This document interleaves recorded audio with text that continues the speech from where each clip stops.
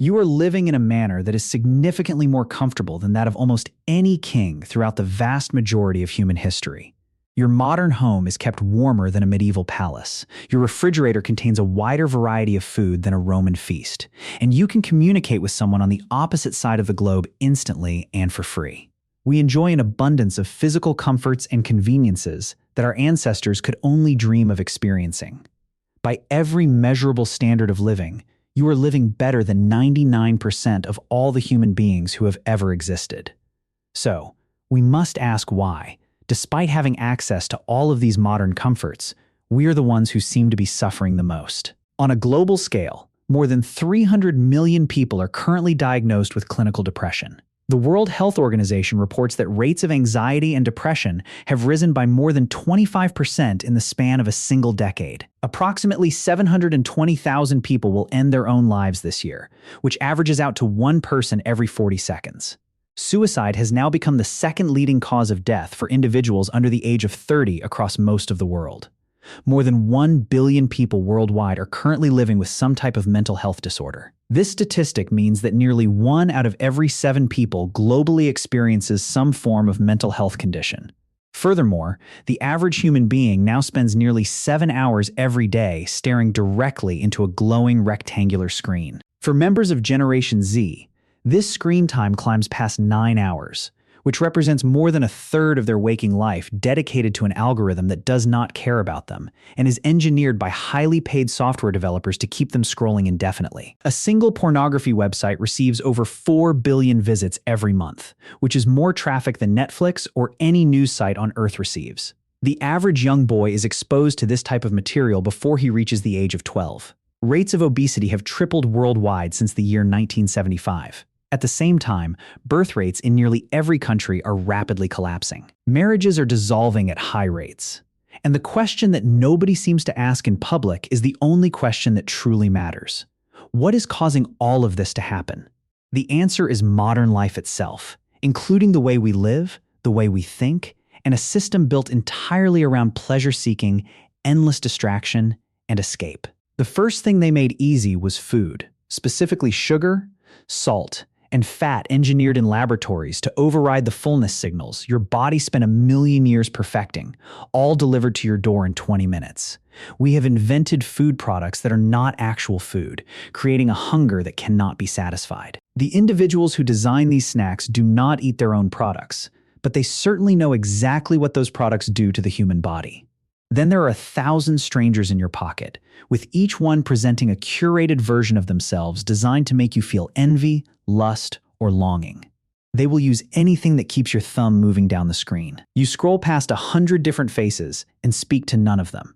You go to sleep aching for just one real conversation, and the application you open to escape that ache is the very same app that deepened it. We are lonelier than ever, as the Surgeon General noted, in what is supposedly the most connected era in human history. Then they targeted human desire itself, through an industry that does not sell a traditional product, but instead sells you. When a service is offered for free, you are the actual product being sold. The business model requires the degradation of women on one end and the neurological rewiring of men on the other. It is a highly destructive industry, and it will ruin your life if you do not take control of your actions.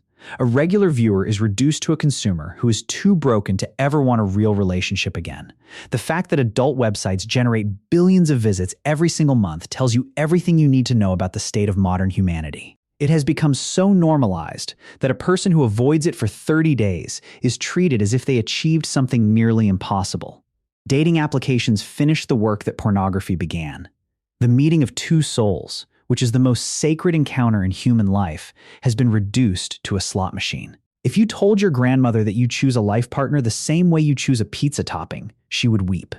When the screen fails to numb your feelings, the shelves are full of other options. Alcohol is available on every corner and advertised at every sporting event, to the point where a person who does not drink is considered strange. We have known for 60 years that cigarettes kill, yet they still sit in beautifully designed packages at every counter on Earth. Vapes deliver the same poison in sweet fruit flavors, designed from the very first prototype to addict children. Marijuana is sold in dispensaries that look like Apple stores, marketed as medicine for the very anxiety that it actually deepens. When these substances fail, there are parties, concerts, and festivals, which are sold to you as freedom, self-expression, and living your best life. Look honestly at what this is. A field of strangers drinking poison, breathing smoke, acting like passive characters screaming at someone on a stage who does not know they exist, and then posting everything to apps designed to collect their attention, study their behavior, and sell their data to advertisers. This is not true freedom, but it is certainly a system designed to keep people distracted, obedient, and living like sheep without even realizing it. And when even those distractions fail, gambling is waiting for you. The slot machine has moved directly into your phone, dressed up as a game, a sport, or an investment opportunity. Your grandfather had to physically drive to a casino to lose his savings. You can lose all of yours while lying in bed, in your underwear, before you even eat breakfast. These things are just the tip of the iceberg. There is so much more that is deeply wrong with the modern world, but I will leave that task of discovery to you. Put down your phone. Sit in silence and think deeply about the world you are living in. Ask yourself the question that makes powerful people nervous. Why is it that every single thing which destroys a human being is legal, beautifully packaged, and easily available? And why is it that every single thing which builds a human being requires effort, discipline, and discomfort? The entire architecture of the modern economy depends on you being a little bit broken. You must be broken enough to keep reaching for the thing that promises to fix you, but never quite fixed enough to stop reaching. The elites are not a conspiracy operating in a dark room, but they are actually something more straightforward than that. They are a system optimizing itself with no villain in the center, just 1,000 corporations each making the rational decision to make you weaker, because weakness sells and strength does not. The poor stay poor because the systems that profit from them require their continued status. The rich get richer because they own the machines that mine your attention, your hunger, your loneliness, and your lust. Your brain was simply not built for this modern world. It was built for scarcity, a world where pleasure was rare, and that rarity made it sacred. A piece of fruit in the summer, fire in the winter, and a face you loved across that fire. The reward system in your skull evolved across 2 million years for a single purpose, to make you chase what was hard to find. Then, in the span of a single generation, we made everything easy for ourselves.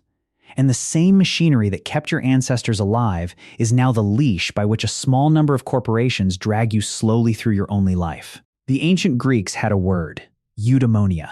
It did not mean happiness. It meant the full use of what a human being is capable of becoming. They believed, almost unanimously across centuries and cultures, that a life of pure pleasure was not a life worth living.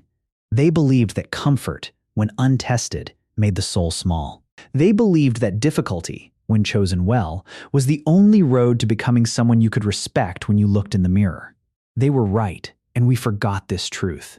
Every wisdom tradition on earth told us the same thing in 1,000 different languages.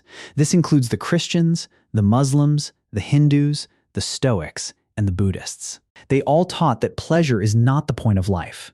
They taught that you were given a soul and a finite number of mornings, and the question of your life is not how comfortable you can make it, but what you do with the time before the door closes. You have limited time, so choose wisely where and how to spend it.